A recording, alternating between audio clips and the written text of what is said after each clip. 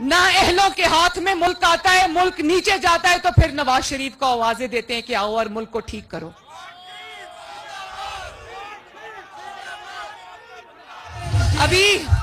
ابھی آپ لوگ سن رہے تھے نا، 2-3 دن سے ٹی وی پہ سن رہے ہوگے کہ آئی ایم ایف کے ساتھ نیگوسیشنز چل رہی ہیں، سن رہے تھے نا؟ اسحاق ڈار صاحب پاکستانی قوم کی طرف سے آئی ایم ایف کے ساتھ نیگوشیٹ کر رہے ہیں۔ تو میں یہ کہنا چاہتی ہوں آپ سب کو کہ شہباز شریف صاحب کو چاہیے تھا آئی ایم ایف کے ساتھ نیگوشیٹ نہ کرتے، اسحاق ڈار صاحب کو چاہیے تھا آئی ایم ایف کے ساتھ نیگوشیٹ نہ کرتے۔ جو آئی ایم ایف کے ہاتھوں اس ملک کو گروی رکھ کر گیا، جو عوام کی تباہی کا آئی ایم ایف کا معاہدہ کر کے آرام سے جا کے زمان پاک میں چھپ کر بیٹھا، اس کو لاتے، اس کو کہتے آئی ایم ایف سے مذاکرات کرو۔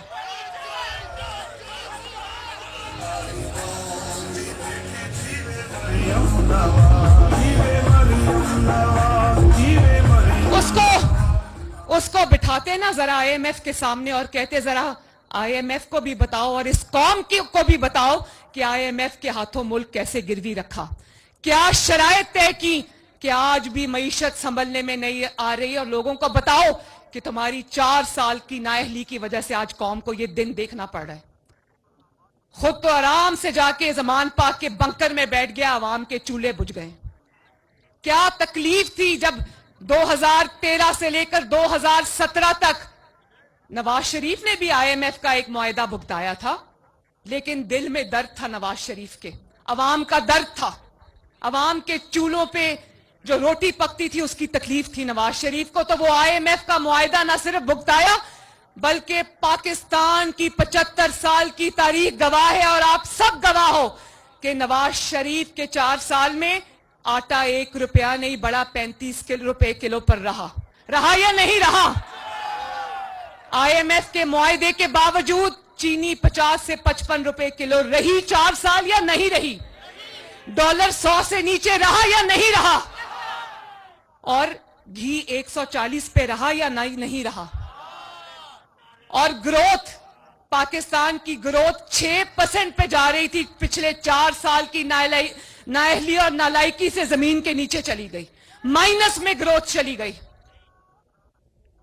اور یہ وہی بے حس انسان ہے نا جو جب اقتدار میں تھا تو میں آلو پیاز کی قیمتیں کم کرنے نہیں آیا، یہ بالکل صحیح کہتا تھا، بالکل صحیح کہتا تھا، کیونکہ یہ کم کرنے نہیں آیا، یہ زیادہ کرنے آیا تھا، قیمتیں بڑھانے آیا تھا، جس کی قیمت آج عوام کو ادا کرنی پڑ رہی ہے۔ بنی گالا کا کچن بھی کوئی اور چلاتا ہے، زمان پاک کا کچن بھی کوئی اور چلاتا ہے، کیونکہ اس کا کوئی ذریعہ آمدن نہیں ہے۔ یہ وہ لوگ چلاتے ہیں جو ان کو ہیرے جواہرات دیتے رہے ہیں، لیکن عوام جو ہے وہ اپنے کچن اپنی محنت اور خون پسینے کی کمائی سے چلاتی ہے۔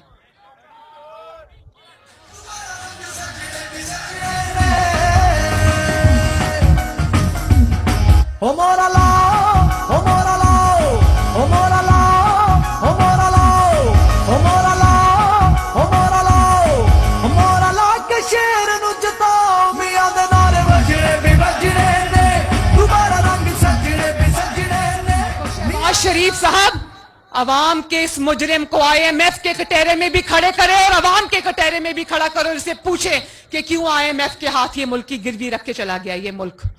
آج اگر ہم چاہیں بھی تو دن رات کی سر توڑ کوششیں کر رہے، میں خدا کو گواہ بنا کر کہتی ہوں شہباز شریف صاحب 6 بجے کام شروع کرتے ہیں، اسحاق ڈار صاحب صبح فجر کے بعد کام شروع کرتے ہیں، لیکن یہ کوئی ایسی جو یہ 4 سال کا گند اور تباہی مچا کر گیا ہے، یہ 2-4 مہینوں میں ٹھیک ہونے کی چیز نہیں ہے۔ لیکن یقین رکھنا کہ اگر 3 دفعہ جب بھی آپ نے اقتدار دیا، مسلم لیگ نون کو ملک کو ترقی کے اوپر راستے پر ڈال گئی، یقین رکھنا کہ انشاءاللہ تعالی وہ وقت بھی آئے گا۔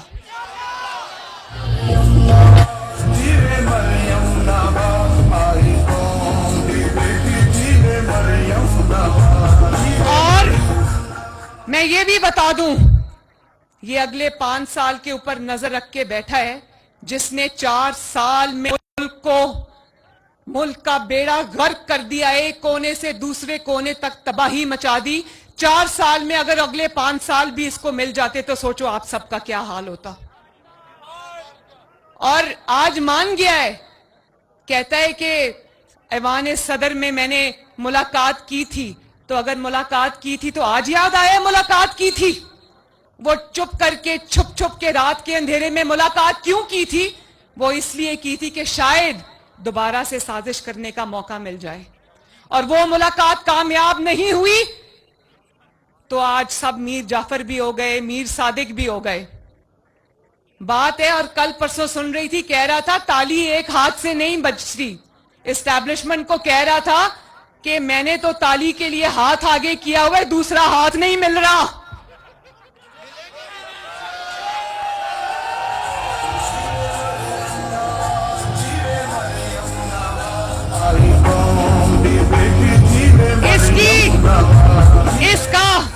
اس کا رونا دھونا اور فریادیں ہیں ہی اسی لیے کیونکہ اس کو تالی بجانے کے لیے دوسرا ہاتھ نہیں مل رہا۔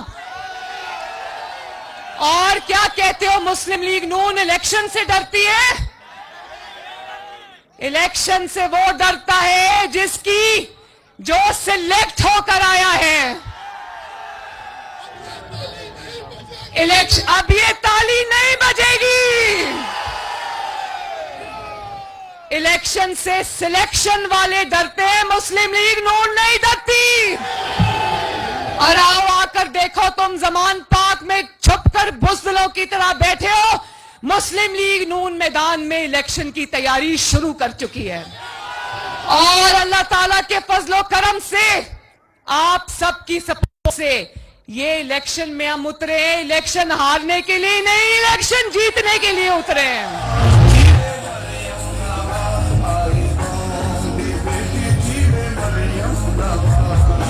اور یہ بھی سن لو، وہ جو 2018 میں تمہاری سلیکشن کمیٹی تھی نا، وہ اب ٹوٹ گئی ہے۔ اب تمہیں فکر ہونی چاہیے، سلیکٹرز گھر چلے گئے ہیں، اور نہ صرف گھر چلے گئے ہیں بلکہ دونوں ہاتھوں سے انہوں نے اپنے کان پکڑے ہوئے ہیں۔ کل پرسوں میں سن رہی تھی کہ کہہ رہے تھے کہ عمران کا گھر جانا ضروری تھا کیونکہ وہ ملک کے لیے خطرہ تھا۔ جس خطرے کا آپ کو آج پتا چلا ہے، مسلم لیگ نون وہ خطرہ پاکستان کے لیے 2011 میں ہی بھانپ گئی تھی۔ تو اب آپ کی کہانی ختم، سازشوں کا دور ختم، سلیکشن کمیٹی ختم۔ وہ جو بابا رحمت تھا نا، بابا رحمت جو اپنے آپ کو کہتا تھا، وہ بابا رحمت اس قوم کے لیے سب سے بڑا بابا زحمت بن گیا، اور جو اس نے امانت اور صداقت کے سرٹیفکیٹ دیے نا اس کو، آج گلی گلی محلے محلے صداقت اور امانت کے پول کھل رہے ہیں۔